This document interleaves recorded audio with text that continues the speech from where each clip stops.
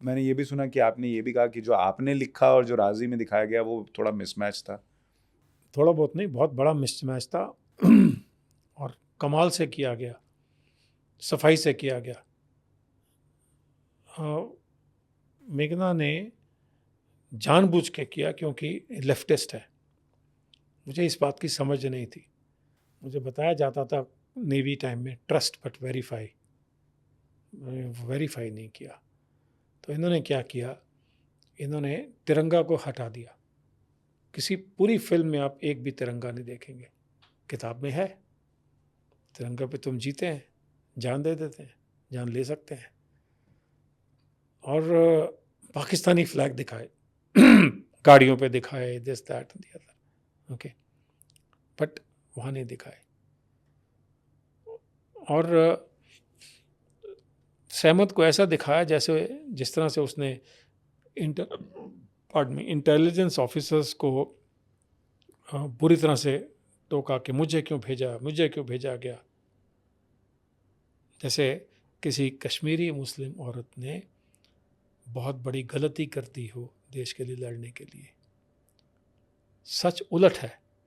वो देश में आती है, रेड कारपेट पे उसको वो सारा निकाल दिया। उसको, वो ट्राई कलर को देखती है, बाउज डाउन, बोलती है कि thank you for taking me back home. Okay, mother, mother धरती को बोलती है माँ। और सल्यूट करती है, और बैंड जन गण मन प्ले करता है। यहाँ फिल्म को ख़त्म होना चाहिए था। तो आपकी किताब में जो असली कहानी है उसमें आपने जो लिखा और उसमें ये बताया कि वो वापस आती है और उसका सम्मान होता है और वो धरती माँ का शुक्रिया अदा करती है और जनगण मन बसता है। फिल्म में दिखाया गया कि वहाँ पर जैसे वो इस ऊहापोह में कि मुझे क्यों भेज दिया, मेरे साथ क्या हुआ, मैं तो इधर से उधर से दोनों तरफ से पिस गई वाली स्थिति है। तो ये बहुत बड़ा फिर तो चेंज है। इसको कराची ने सेलिब्रेट किया था।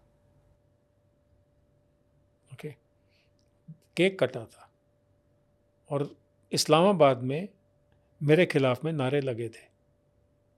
और नारे भी, अजय बिसारिया उस इंडियन हाई कमिश्नर थे, मेरे अच्छे दोस्त हैं, तो उनके घर के सामने हाई कमिश्नर थे।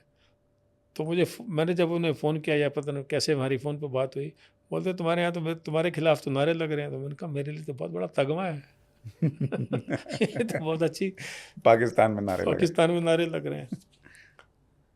तो अच्छा, लेकिन ये फिर जब रोल, ये हुआ और इतना बड़ी कहानी में चेंज हो गया तो आपने आपके मित्र गुलजार साहब को नहीं कहा कि ये क्या किया आपकी तो बेटी ने? मैंने जब उनसे, हाँ बकायदा कहा, लिख के दिया, सारे सबूत दिए, लिख के दिए। मैं चाहता हूँ मुझे गुलजार एक बार कोर्ट में ले जाए। मेरे पास में बहुत कुछ है इनके खिलाफ में, बट मैं रुक के बैठा हूँ क्योंकि 80-85 साल के हैं। उन्होंने टेलीफोन पर तो माफ़ी मांग ली, पर पहले बोला टाइपो है। तो मैंने कहा साहब ये पूरा पेज ही टाइपो है आपका। यू नो इतनी एरर तो नहीं कोई कर सकता है। मेरी किताब को, पेंगुइन को बोला गया, एक किताब को डिले कर दो छापने में। ये इससे ना ही नहीं कर सकते।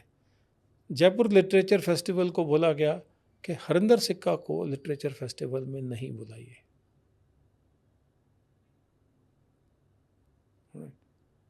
तो ये सब ऐसी, ये ओछी हरकतें होती हैं।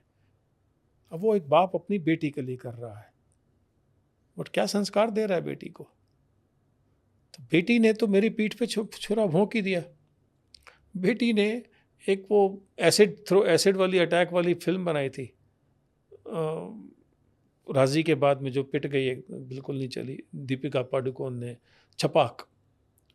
वो जिसने लिखी थी उसका क्रेडिट खा गई और अपने नाम पे कर लिया। तो वो कोर्ट में गई, दिल्ली हाई कोर्ट में, जीता उसने केस। तो ये खून में है क्या? किसी का क्रेडिट खा जाना, किसी के लिए स्टोरी चेंज कर देना। मुझे डायरेक्टर्स कट ना दिखाना। दिल्ली में फिल्म इसने आमी को स्क्रीन की थी, स्पेशल स्क्रीनिंग। मुझे नहीं बुलाया था, क्योंकि अगर मैं ये फिल्म देख लेता तो रोक देता था। पैसा महान है इन लोगों के लिए। बट मैंने इनको कहा था, देखिए नानक शाह फ़कीर 3 नेशनल अवार्ड जीती, परमेश्वर ने दिए, मेरी तो औकात नहीं थी। Cannes, Los Angeles, Toronto red carpet में गई। राष्ट्रपति जी ने, मुखर्जी जी ने राष्ट्रपति भवन में फिल्म की स्पेशल स्क्रीनिंग कराई। VIPs, VVIPs, मिनिस्टर सबको बुलाया। तो ये ईश्वर की कृपा हुई। एक सच्चा संदेश जाना था। आज 19 करोड़ से ज़्यादा लोग यूट्यूब और दूसरे चैनल्स पर ये फिल्म देख चुके हैं। रोज़ 4 से 5 हज़ार लोग देख रहे हैं आज भी। तो पैसे कमाने के लिए तो नहीं था। तो मैंने इन्हें बोला कि ये फिल्म आपकी राज़ी नेशनल अवार्ड तो नहीं जीतने वाली। तो कहते हैं आपको क्या पता क्या होता है, कैसे होता है, और नहीं जीती। उस फिल्म में आपने जो एक रिश्ता बनाने की कोशिश की गई थी कश्मीरियों को बताने की कि हम, आप जो कर रहे हैं हम उसकी इज्जत करते हैं, ये बताना था ना उनको। तो वो तो हमारे साथ में शुरू से हैं। आज देखिए ना 370 हटाने के बाद में क्या हो रहा है। अब जाइए, चक्कर लगाइए, एक बार घूमिए जरा, गुण गाते हैं।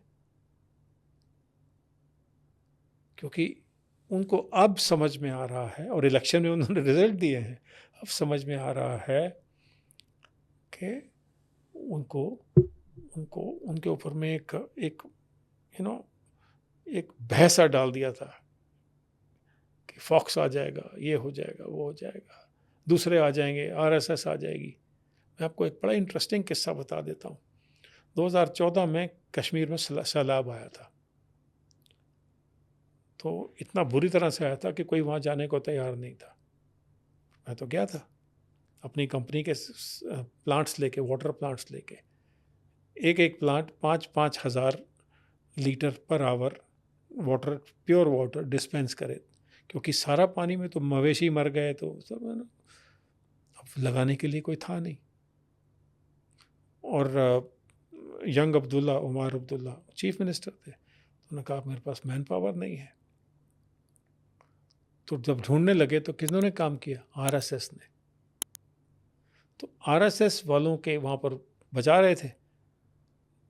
तो फौजी हूँ, जब लगा दिए सारा प्लांट 12 प्लांट लगे थे, कुछ गुरुद्वारों में, कुछ मंदिरों में, कुछ मस्जिदों में, क्योंकि वो हाई प्लेट्यू पे होते थे, वहाँ जाके पानी पी लीजिए। अब गुरुद्वारों में या मंदिरों में मुसलमानों ने पानी नहीं पिया, आराम से पिया। पानी की तो सब कुछ ज़रूरत है। तो मैंने एक सुझाव दिया था, ये जो सेपरेटिस्ट हैं, मरते फिरते हैं, इनका सत्यानाश कर देते हैं, क्योंकि इन्होंने मेरे बड़े फौजी मारे हैं। ये जो याशीन मलिक है, इसने 2 एयरफोर्स ऑफिसर्स को शॉर्ट रेंज पे गोली मारी थी, जिनको कि doctor Manmohan Singh, so called secular thumb impression prime minister of my country, वो तो गले लगे थे प्रधानमंत्री निवास में। घर बुला के उन्होंने उसको, उनका सत्कार किया था जैसे पता नहीं बहुत तगमा जीत के आए हैं। तो उन्होंने कहा था कि ये लोग हमें मार रहे हैं, इनको मुक्ति कर देना चाहिए, इनको ख़त्म कर देना चाहिए। फौजी तो ऐसे ही सोचते हैं। तो RSS वालों ने बोला था हम ये काम नहीं करते। ये फ़र्क है।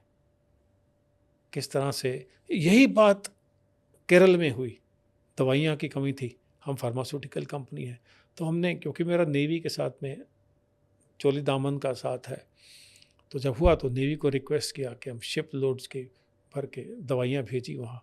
हमारी मैन्युफैक्चर नहीं थी, मांगी लोगों से, कुछ खरीदी, क्या किया, तो भिजवाई वहाँ पर। और TK नायर हैं, former principal secretary to doctor Manmohan Singh, बड़ी मदद की उन्होंने मेरी। राइट। और मुझे मिलवाने भी ले गए कि आप मिलिए। तो मैंने कहा साहब मुझे इनसे कुछ चाहिए नहीं, कोई भी सर्टिफिकेट नहीं चाहिए, लूँगा भी नहीं। क्योंकि सहमत कहती थी अगर आपको परमेश्वर कर्म से नवाजे तो इससे बड़ा रिवॉर्ड नहीं हो सकता। तो दवाइयाँ भेजी थी। अब वो जो दवाइयाँ बांटी जा रही थी, तो उसमें कौन काम कर रहे थे? RSS। एक हीरामठ थे RSS के, उन्हें मारा गया, पीटा गया। वो पट्टियाँ वट्टियाँ बांध के फिर दवाइयाँ बांटनी शुरू कर देते थे। समझ में नहीं आता इनका। कोविड के दौरान ये संघ से जुड़े हुए लोगों ने मास्क लगा लगा के लोगों की मदद की। तो मैं वही कह रहा हूँ कि ब्रेन वॉशिंग इतनी ज़बरदस्त हो चुकी है, ब्रेन वॉशिंग और नैरेटिव, और नैरेटिव। ये इस देश में बहुत चल रहा है।